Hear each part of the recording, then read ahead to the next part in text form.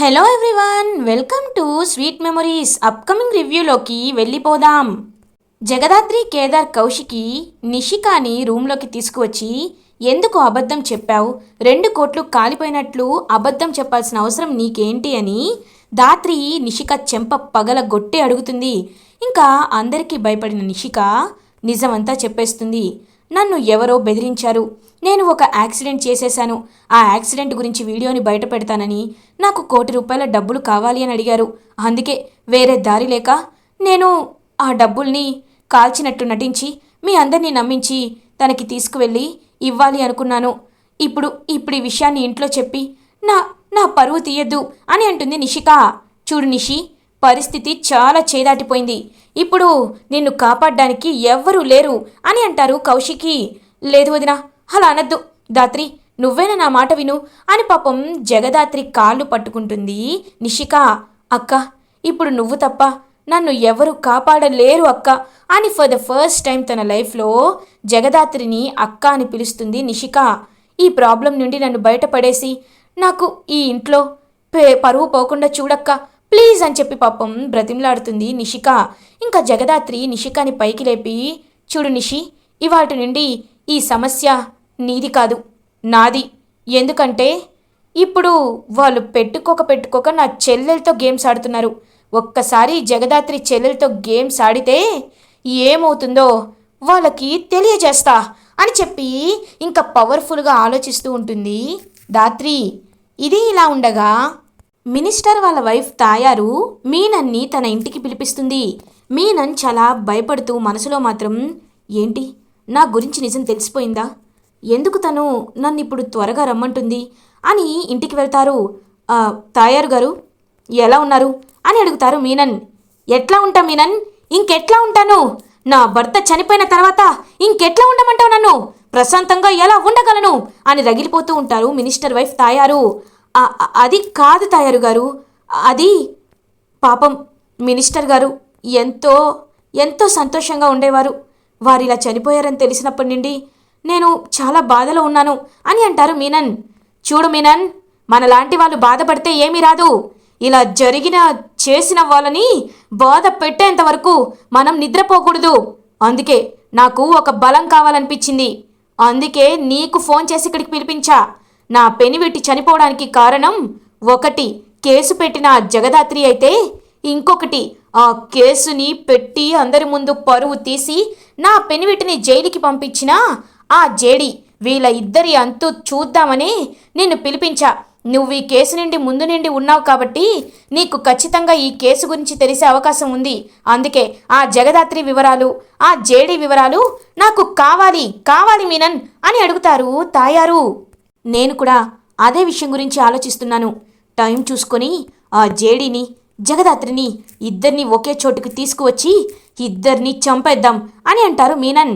Time మనం చూసుకోవడం కాదు మీనన్, ఆ టైంని మనమే రప్పించుకోవాలి. రేపే ముహూర్తం పెట్టా, ఖచ్చితంగా నా చేతిలో ఆ జేడి, దాత్రి ఇద్దరూ చావడం ఖాయం అని మీనన్కి ఒక ప్లాన్ చెప్తుంది మినిస్టర్ భార్య తాయారు. మీనన్ చాలా మనసులో హ్యాపీగా ఫీల్ అవుతాడు. తాయారు, నీ ఆలోచన చాలా బాగుంది, ఇలా చేస్తే మన పగ ఖచ్చితంగా చల్లారుతుంది. కావాలంటే నీకోసం ఉన్న నిందని నేను వేసుకుంటాను, కానీ ఆ జేడీ వాళ్ళని, దాత్రి వాళ్ళని మాత్రం వదిలిపెట్టను అని చెప్పి గట్టిగా ఇంకా ప్లాన్తో రెడీ అవుతారనమాట. అలా మీనన్ అండ్ మినిస్టర్ భార్య తాయారు. ఇది ఇలా ఉండగా ఆ 2 కోట్ల బ్యాగ్ తీసుకొని నిషిక అయితే కావాలని పార్క్లో నించుంటుంది. ఇంకా నిషిక వెనకాలే జగదాత్రి అండ్ కేదార్ కూడా ఉంటారు.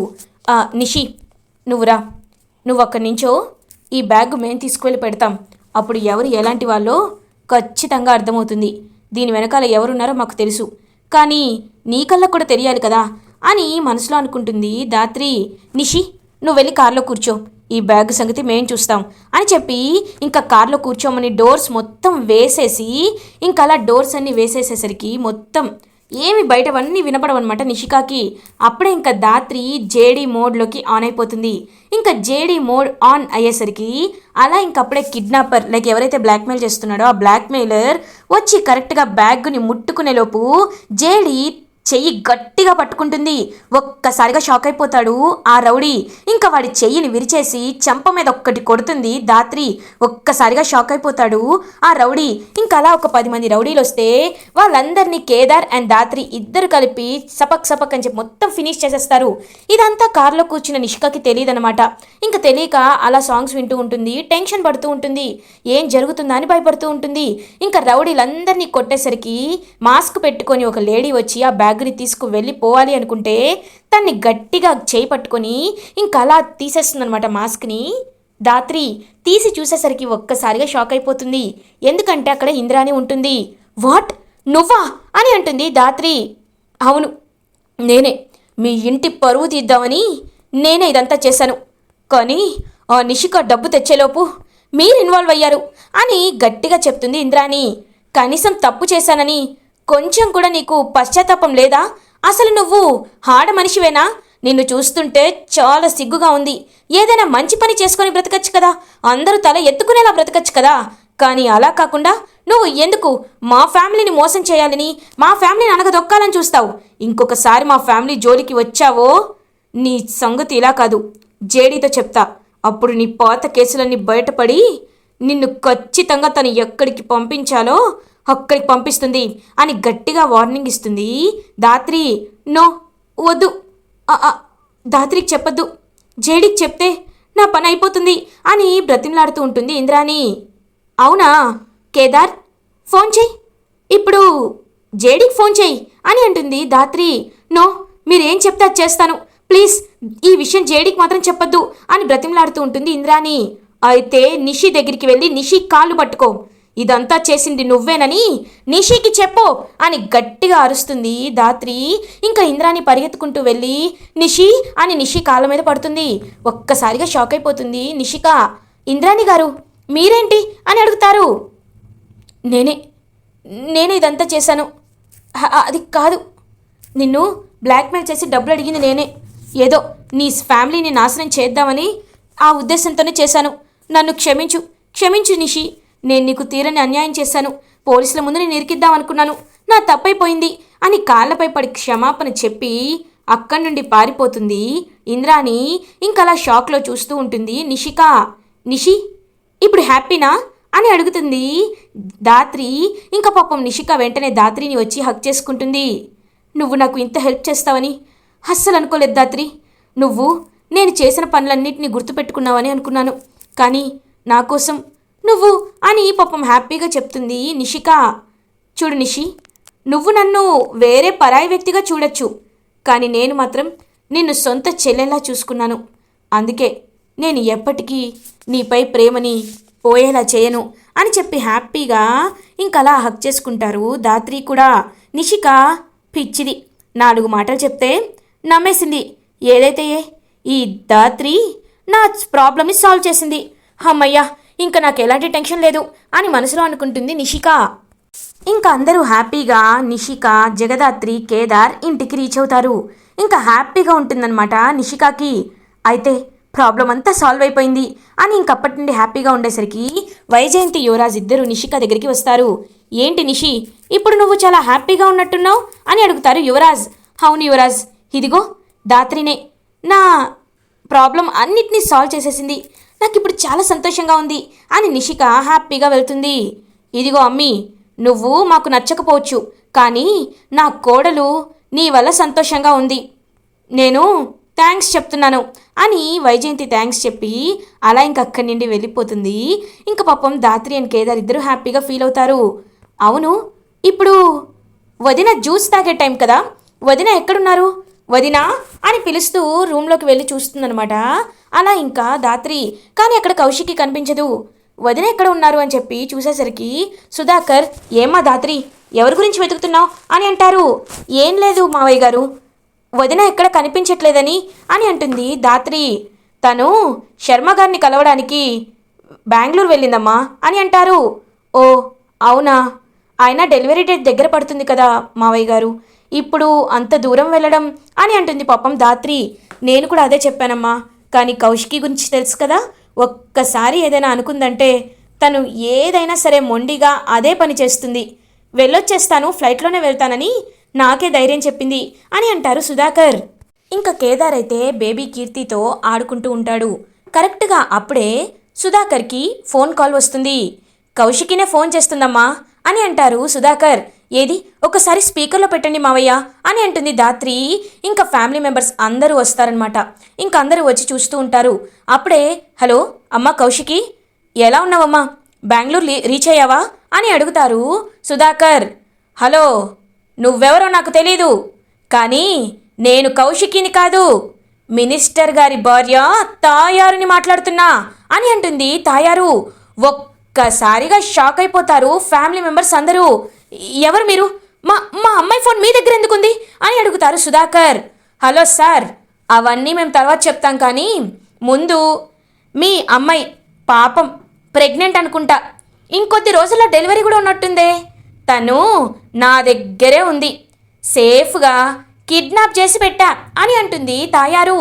ఒక్కసారిగా షాక్ అయిపోతారనమాట జేడి. ఇంక వెంటనే ధాత్రి, హలో ఎందుకు ఎందుకు మీరు మా వదినని కిడ్నాప్ చేశారు అని అడుగుతుంది ధాత్రి. ఎవరిది గొంతు? నా పెనివిట్టి చావుకి కారణమైన అదే జైలుకి పంపించారు కదా, నీ కేసు వల్లే కదా నా భర్త జైలుకి వెళ్ళింది. అలాంటి జగదాత్రి అంటే నువ్వే అనుకుంటా. చూడు జగదాత్రి, నాకు నీపై మాత్రమే పగ. ఇప్పుడు నువ్వు వచ్చి నా దగ్గరికి నేను చెప్పినట్టు చేసి నీ వదినని తీసుకెళ్ళిపో, లేకపోతే ఇంకొక అరగంటలో నీ వదిన కడుపులో ఉన్న బిడ్డ ఇద్దరూ పైకి అని అంటారు. తాయారు, ఇంకొక్క మాట మాట్లాడినా అని అంటుంది ధాత్రి. కదా, వినలేకపోతున్నావు కదా, అందుకే చెప్తున్నా. చూడమ్మీ, నువ్వొక్కదానివే రావాలి. నీ వెనకాల ఎవ్వరు వస్తున్నారని నా మనుషులకి డౌట్ వచ్చినా ఇక్కడ నీ వదిన ప్రాణాలు పోతాయి. నా మనిషితో కారు పంపిస్తా, కళ్ళగంతలు కట్టుకొని వచ్చేయి అని కాల్ కట్ చేస్తుంది తాయారు. పాపం ఒక్కసారిగా కుప్పకూలిపోతారు సుధాకర్. మావయ్య, మీరు కంగారు పడకండి మావయ్య అని అంటుంది ధాత్రి. అయినా ఏంటిది, మన కౌశికిని కిడ్నాప్ చేయడం ఏంటి, ఇప్పుడు ఆ మినిస్టర్ భార్య ధాత్రిని రమ్మని పిలవడం ఏంటి? అమ్మాయి ధాత్రి, ఇదంతా నీ వల్లే వచ్చింది. మీ అమ్మ కేసు అదొక తలాతోకలేని కేసు. ఆ కేసు మీద పెట్టి పెద్ద పెద్ద వాళ్ళందరినీ లాగావు. ఇప్పుడు చూడు, వాళ్ళందరూ నీపై పగబట్టారు. ఇప్పుడు పాపం కౌశికి ప్రాణాలు నిలబడాలంటే నువ్వు అక్కడికి వెళ్ళాలి. మరి నీ ప్రాణం అని అడుగుతారు వైజయంతి. అవును ధాత్రి, నువ్వు అక్కడికి వెళ్ళొద్దు అని అంటుంది నిషిక. ఇంకా యువరాజ్ మాత్రం ఆలోచిస్తూ ఉంటాడు. నేను అక్కడికి వెళతాను, ఖచ్చితంగా వెళ్తాను నిషి అని అంటుంది ధాత్రి. ఒక్కసారిగా పాపం సుధాకర్, వైజయంతి, ధాత్రి షాక్ అయిపోతారు. కేదార్ మాత్రం కరెక్ట్గా అనుకుంటాడు. యువరాజు కూడా ఇంకా ఊహించుకుంటాడు. ఇప్పుడు ధాత్రి జేడి ఒకరేం తెలిస్తే అని ఊహించుకుంటాడు. నో జగదాత్రి, ఇప్పుడు నువ్వు అక్కడికి వెళ్ళడం అవసరమా? అయినా వాళ్ళని ఏం చేస్తారో అని అంటాడు యువరాజ్.